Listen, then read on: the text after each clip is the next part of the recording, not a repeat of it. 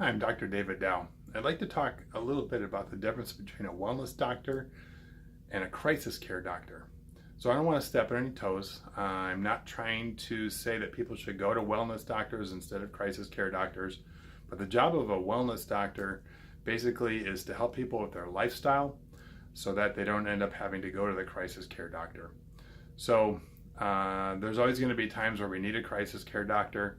If we are in an accident and we get injured, or if we need a surgery, or if we need a medication to keep us alive. Thank God we have our crisis care doctors, and I plan on using that if I need to myself.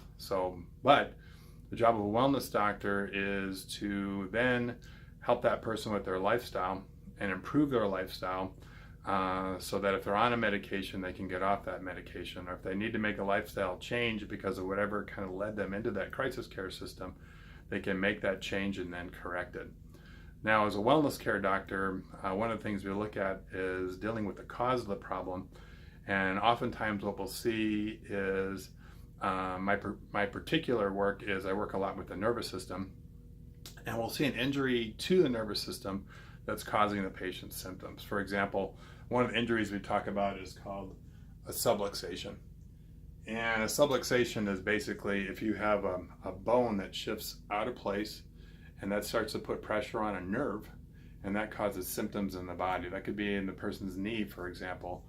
That bone shifts in their knee. You've got ligaments and muscles that have nerve endings inside of it. When those nerve endings get pressure on them, that starts to cause pain, might cause other symptoms, might cause discomfort, swelling, those types of things. So if it happens in the spine, there's actually a whole gamut of symptoms that can happen. So for example, in the neck, the nerves that are in the neck go to these parts of the body. That's going to be mostly eyes, ears, nose, and throat. But if we focus more on the brainstem, we're actually finding that those types of symptoms can actually end up damaging balance and coordination. When balance and coordination are damaged, it turns out that your posture is your balance. And to give you an example, is my head's going to be about 15 pounds in this position, but if my head is coming forward like this, now my head's going to be more like 50 pounds. And that's going to cause a lot more wear and tear. The other thing is my head's going to be heavier, and it's going to fatigue much faster. Basically, when we talk about subluxations, it's when your body gets tired that the bones shift out of place. The muscles hold the bones in place, but when your body gets tired, that's when the muscles are shifting out of place. So if I'm in this position, I'm not going to be able to handle my posture as long. I'm going to tire out much faster than if I'm in this position. And that should make sense to most of you.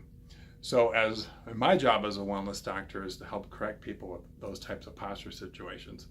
Not all chiropractors, I would say, are wellness doctors. You can go to the chiropractor and get the pressure off the nerve, and that's going to help the patient a lot. But if that patient then goes, oh my God, that felt really good, and they start slouching again, then it's like, bam, they're going to be right back into that same situation again. So my personal job as a wellness doctor is to give people tools so that they can correct that posture and that alignment. And it turns out that they have to work with their balance and coordination to get those things corrected.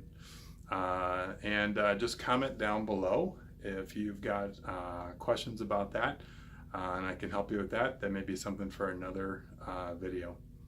Okay, thank you very much.